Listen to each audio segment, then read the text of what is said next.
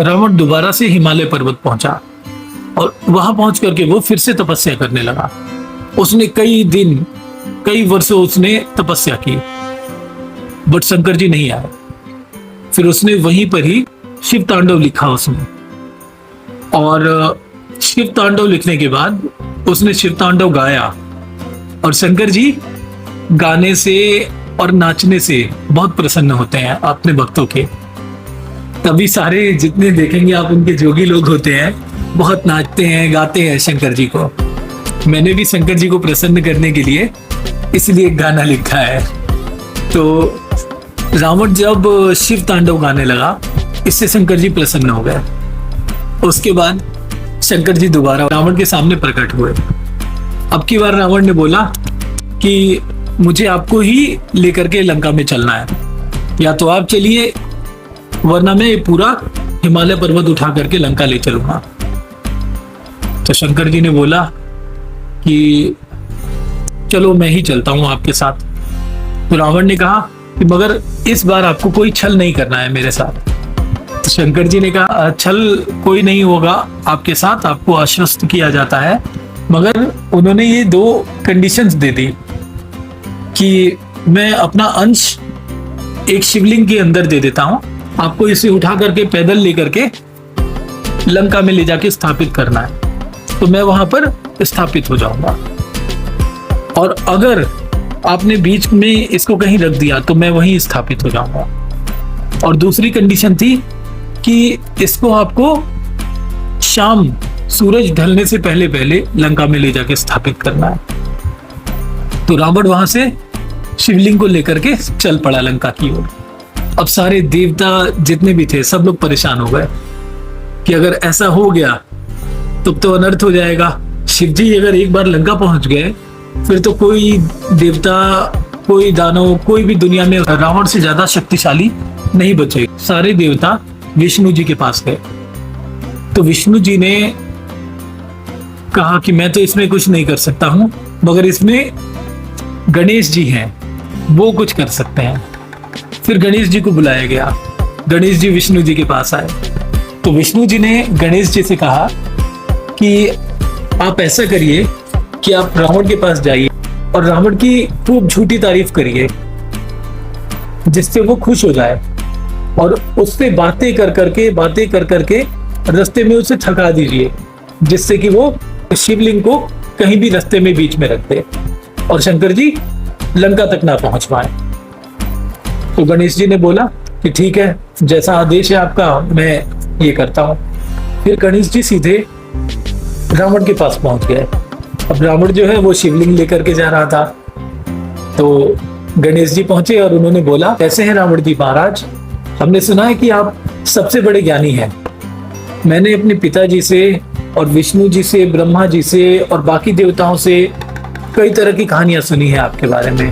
हर कोई तारीफ करता है आपके बारे में कि आप सबसे ज्यादा ज्ञानी हैं, आपको ब्रह्मांड का सबसे ज्यादा ज्ञान प्राप्त है। मेरे पिताजी ने मुझे बताया है कि आपको ऐसी ऐसी कहानियां पता है जो त्रिदेवों को भी नहीं पता है, तो मैं चाहता हूं कि आप उनमें से कुछ कहानियां मुझे सुनाएं। तो रावण तो बहुत बिजी था लेकर के जाने में शिवलिंग को, मगर वो खुश हो गया। उसने बोला कि गणेश जी मैं आपको सुनाता हूं कुछ कहानियां जो मेरे अलावा कोई नहीं जानता है दुनिया में। तो रावण ने क्या किया कि कहानियां सुनाना स्टार्ट किया, और गणेश जी उसकी तारीफ कर करके रास्ते में और ज्यादा कहानियां सुनते गए और बातें करने लगे। बट उन्होंने ये देखा कि रावण थक ही नहीं रहा है, रावण लेके शिवलिंग चले जा रहा है। फिर क्या हुआ, जब ऐसा होने लगा तो इंद्रदेव ने जितने भी देवता थे सबको आदेश दिया कि जाकर के ऐसा वातावरण बनाओ, ऐसा माहौल बनाओ कि रावण जो है थक जाए। वरुण देव ने खूब बारिश की, खूब घनघोर बारिश की, पवन देव तूफान लाए, सब लोगों ने बहुत यानी बवंडर मचा दिया वहां पर, मगर रावण रुकने का नाम नहीं ले रहा। ये देख करके सभी देवता घबरा गए कि अब क्या किया जाए। फिर गणेश जी विष्णु जी के पास गए। उन्होंने बोला कि ये मेरे बस की बात नहीं है महाराज, आप बताइए कि कैसे किया जाए इसमें कुछ। फिर विष्णु जी ने क्या किया, उन्होंने एक ब्राह्मण का वेश धर लिया और जिस जगह को बाबा धाम बोलते हैं वहीं वो जाकर के लघु शंका करने लगे। अब जब रावण वहां से निकला तो उसने देखा कि कोई ब्राह्मण वहां पर लघु शंका कर रहा है। रावण को लघु शंका तो बहुत पहले से आ रही थी, मगर ये देख करके उसको और तेज प्रेशर हो गया। अब उसने सोचा कि क्या किया जाए। उसने गणेश जी को शिवलिंग दे दिया और उसके बाद रावण ने कहा कि गणेश जी, ये शिवलिंग बस थोड़ी देर के लिए पकड़ लीजिए, मैं थोड़ा लघु शंका होकर के आ जाता हूँ। तो गणेश जी ने बोला ठीक है, पकड़ लेता हूं। फिर रावण लघु शंका करने के लिए चला गया। अब वो किए जा रहा है, किए जा रहा है, किए जा रहा है, खत्म ही नहीं हो रहा है। बगल में विष्णु जी भी हैं, वो भी किए जा रहे हैं, उनको देख करके वो भी किए जा रहा है। अब विष्णु जी ने कुछ ऐसा मंत्र लगा दिया कि रावण की लघु शंका रुक ही नहीं रही है। इधर गणेश जी बोल रहे हैं कि रावण महाराज, आपने ये कैसे पकड़ रखा था इतना भारी शिवलिंग, मैं तो इसे 2 मिनट के लिए भी नहीं उठा सकता हूं। तो रावण कहता है कि बस थोड़ी देर और रुकिए गणेश जी, मैं बस आ रहा हूं। फिर गणेश जी ने कहा कि रावण महाराज, मैं कोई आपकी तरह बलशाली नहीं हूं, मैं तो लड्डू मिठाई खाने वाला एक बच्चा हूं, मुझसे बिल्कुल नहीं उठ पाएगा। तो रावण ने कहा कि बस बस थोड़ा सा रुक जाइए, मैं बस आ गया।